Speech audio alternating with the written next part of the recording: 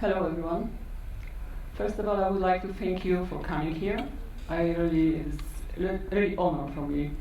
As Melissa before said, I appreciate your time you decide to spend with me. I really think it is time is a big treasure for each of us that we are not able to put in the bank, right? So I really appreciate this time. I would like to share with you today one of my, I think, best story from my working life about the Agile. First of all, let me introduce myself. My name is Krystyna Pietrzykowska, and I am the programmer and designer with the additional specialization like computer network. And the programming was my hobby, right? For more than 10 years, I was programmer.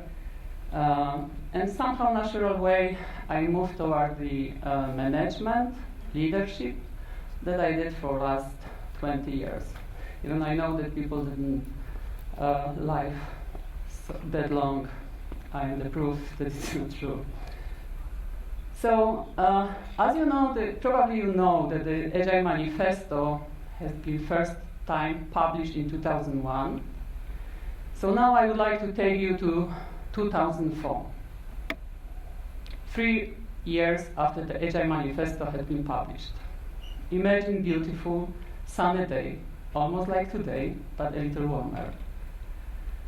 And we are a team of 15 people who are just delivered the first version of their own product, software product, to the system integration test that at the time was located in the UK. We are extremely proud that we did it with success. We thought with success.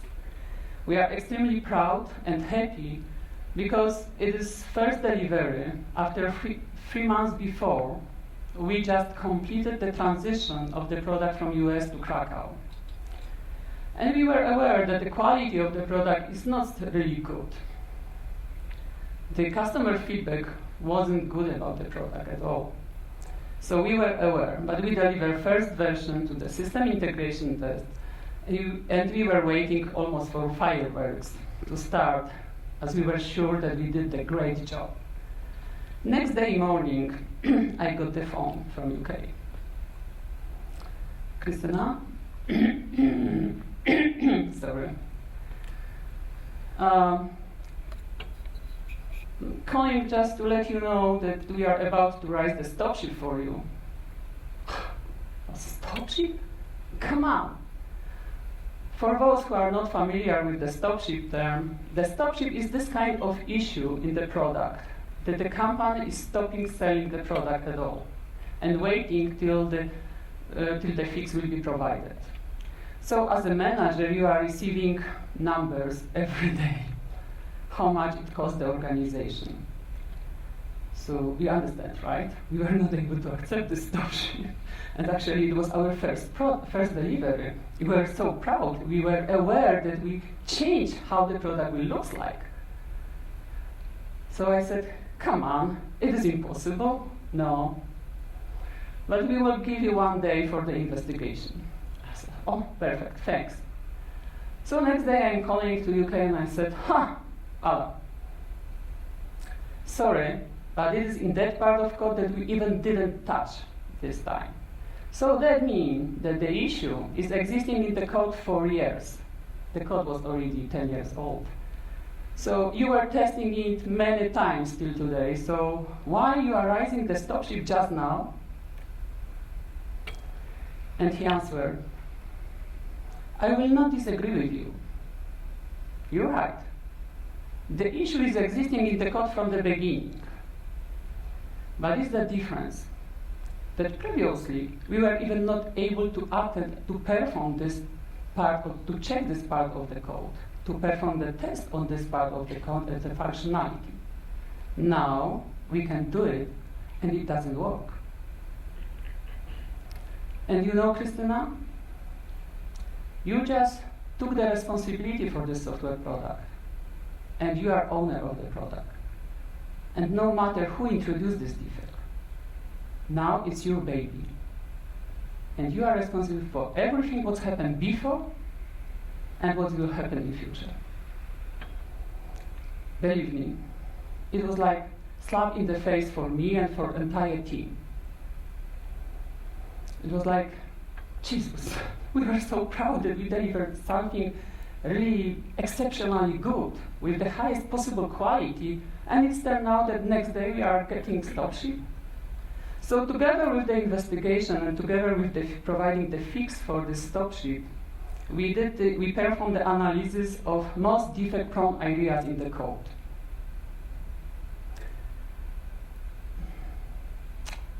The outcome from this analysis was that kind that we thought, okay, so it is what we can do.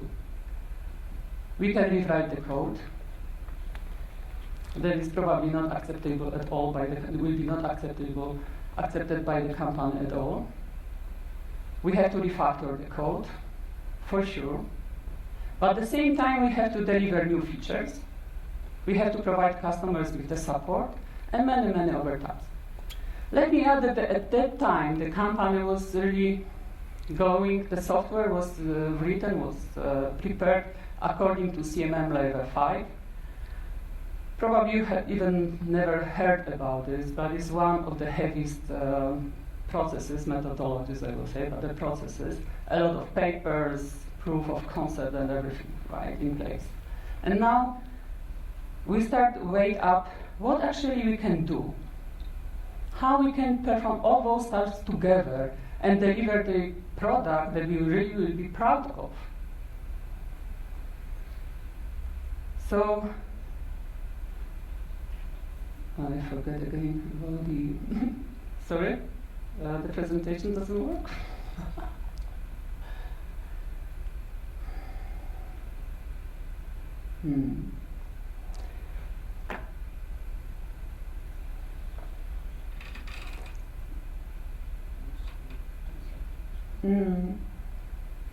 Okay, yeah, right?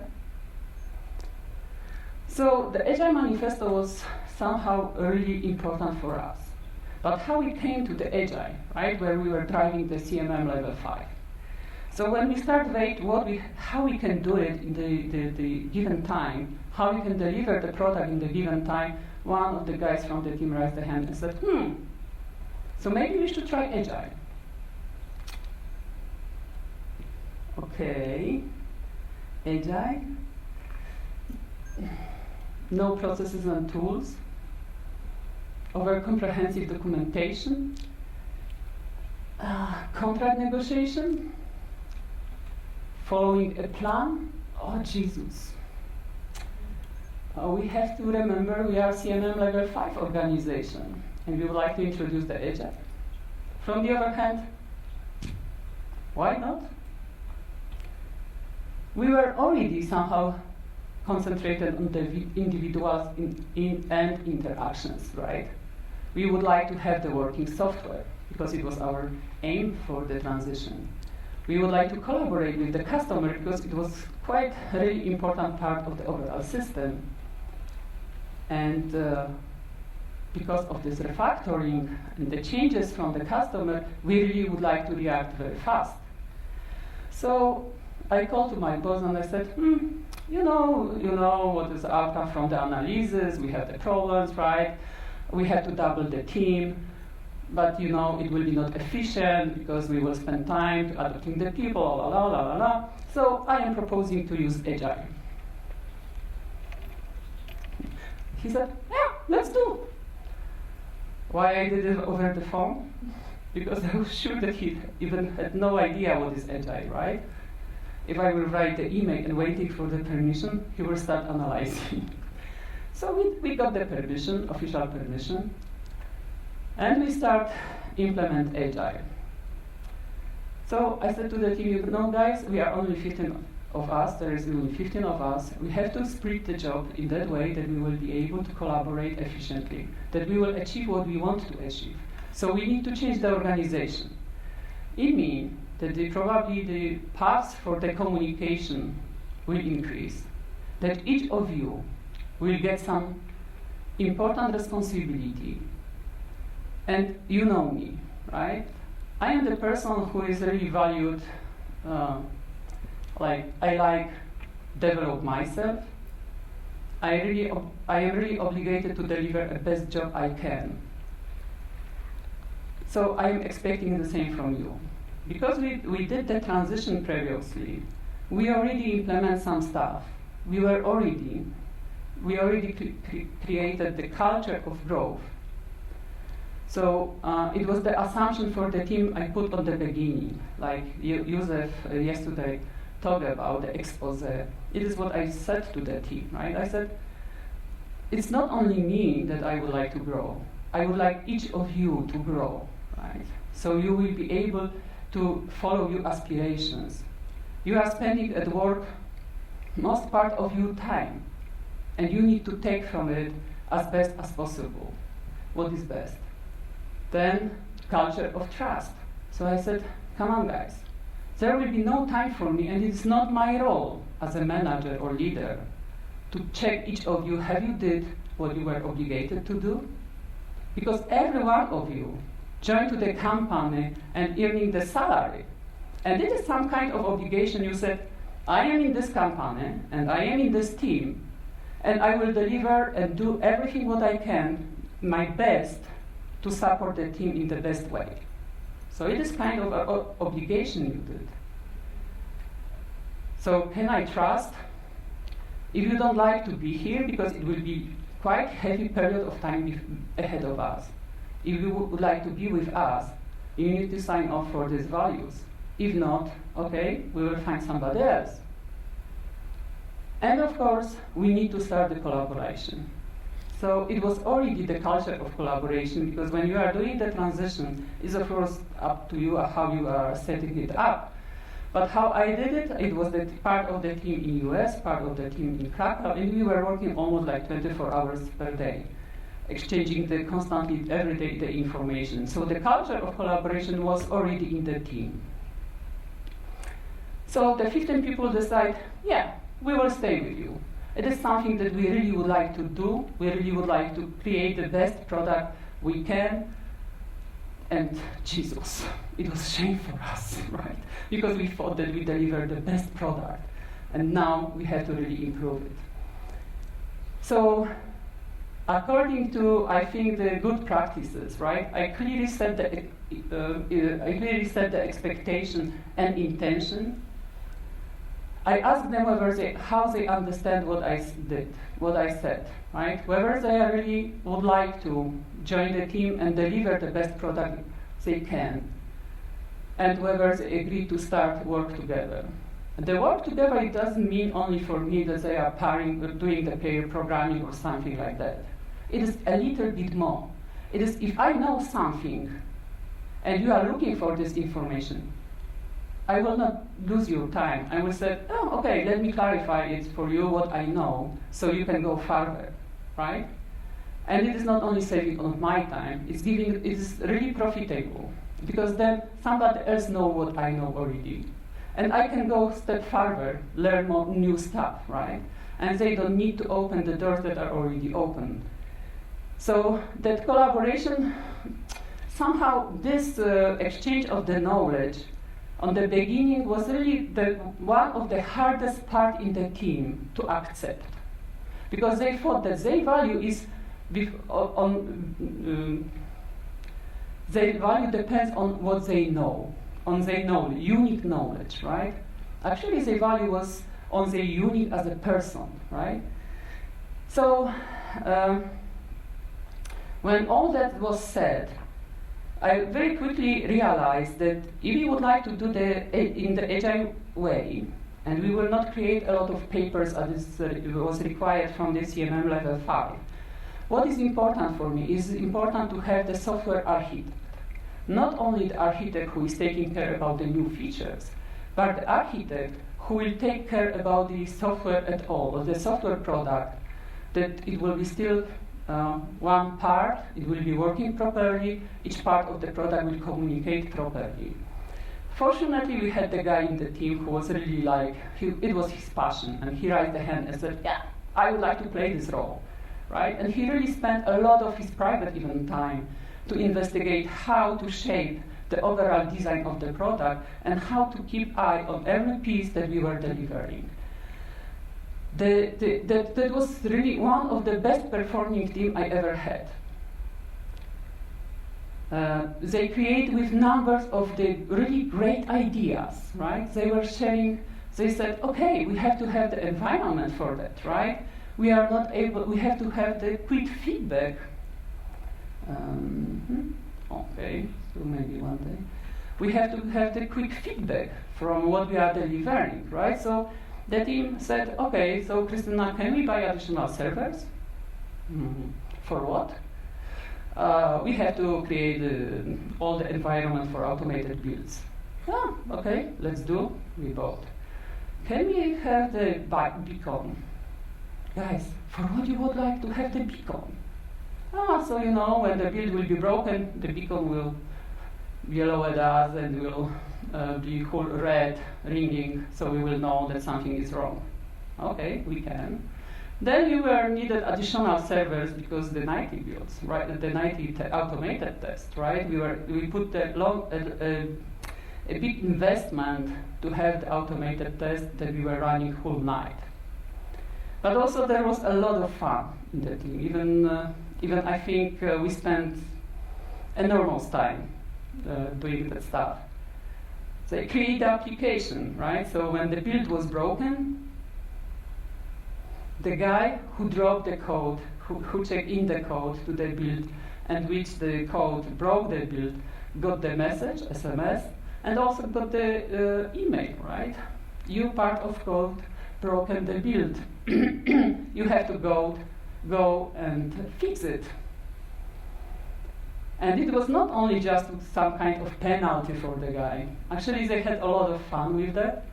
But it was also a message for everyone else to think whether my part of code is interacting with this broken part of code, and maybe I need to check something with him. So after 5 months of doing that, we delivered the product. Before we put this product to the system integration test, the team said, you know, Krystyna, we would like to change the user interface. I was like, oh, Jesus, one more task to do, right? I said, okay, guys, why you would like to do it? Oh, we would like our customer to notify. We would like to notify our customer it is the totally new product what you are receiving. It doesn't mean that we fix everything in this 5 months. But in this 4 or maybe 5 months, we did such big step forward that the product was finally the product the customer agreed to use. So we were really, really proud of.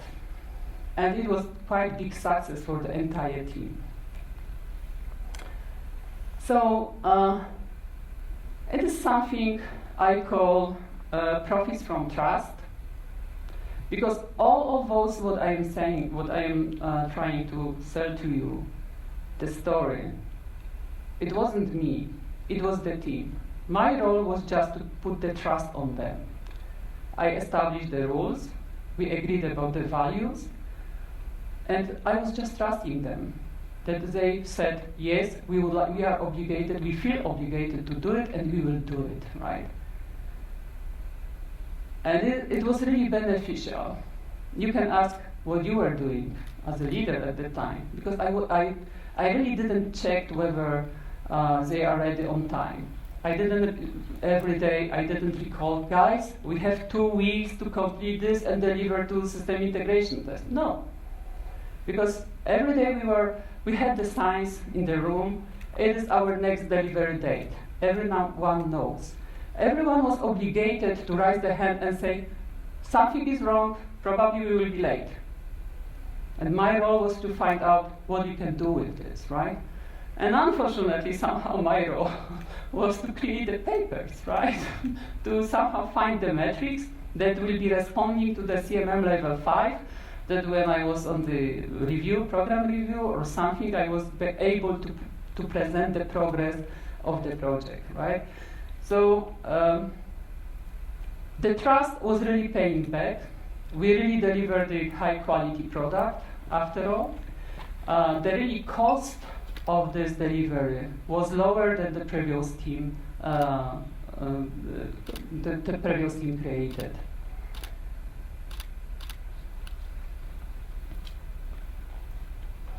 And that is what I really believe. I really like this sentence, it is why I put it here, right? Because for whole my almost 30 years of work, I constantly believe that we are spending such big time at work that we really should enjoy what we are doing. If you are not enjoying what you are doing, you need to start thinking maybe you should change the job, maybe company, maybe manager. It's up to you, but what are your aspirations, right? Really, you are doing what you like to do? It's your passion? Do you have satisfaction from what you are doing? If not, just start rethink what you are doing. If yes, great, you are in the best place and you know that the time you spend on the work is really bringing value to you.